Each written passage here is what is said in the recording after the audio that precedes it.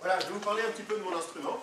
Si vous avez bien écouté Rémi, à quelle période à peu près vous situeriez la musique qu'on vient de vous jouer? Au début du jazz, c'est-à-dire, pour faire simple. 1919, 17. Pourquoi justement 1917? C'est rigolo qu'il parle de 1917 parce que... Parce que Rémi a cité 1917 tout à l'heure. Ah d'accord, moi je fais écouter. Parce que c'est justement la date de ce que les historiens appellent la date de naissance de la batterie. Hein. Mais justement, là on n'est pas encore en 1917, on est même un petit peu avant, on est carrément au début du siècle. Et les musiciens, cette musique-là, on aurait dû la jouer en marchant, en circulant, comme de la musique de fanfare. Alors pourquoi je ne l'ai pas fait? Parce que j'ai des pédales, oui c'est ça. Je dois utiliser les deux pieds. Mais en fait la première raison c'est tout simplement parce que la batterie n'existait pas. Alors comment est-ce qu'on faisait ce genre de rythmique que j'ai fait moi tout seul en marchant? Ah, il y a une astuce, oui. Faut pas être tout seul, faut être plusieurs, ouais. Faut être plusieurs. En fait, au début, quand on jouait le jazz, il y avait plusieurs musiciens, plusieurs percussionnistes.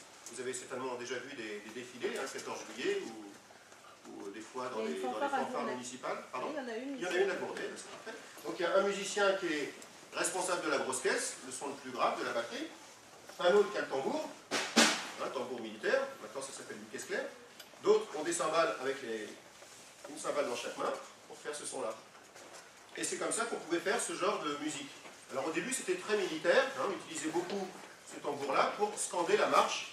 Donc un musicien faisait la grosse caisse, l'autre lui répondait avec les charleston. Des fois ça pouvait être le même, hein, il avait les charleston sur la grosse caisse, il faisait comme ça. Hein, vous avez peut-être déjà vu ça. Hein. Là moi je fais ça maintenant avec mes deux pieds, ce qui fait que maintenant j'ai mes deux mains de libre. Et je peux, sur la caisse claire, faire le rythme de la marche.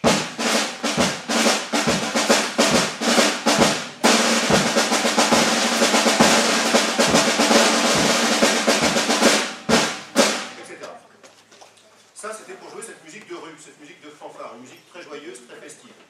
Après, justement, dans les années 1920, la musique est devenue une musique pour la danse. Donc il a fallu un petit peu alléger le jeu de la batterie, qui était un petit peu trop puissant. Et ce rythme de caisse claire, qui était très militaire, a été transposé sur une grande cymbale. On a appelé, enfin pas la cymbale, mais ce rythme, on l'a appelé le shabala. C'était la différence entre le rak-kata qui est militaire, et c'est devenu...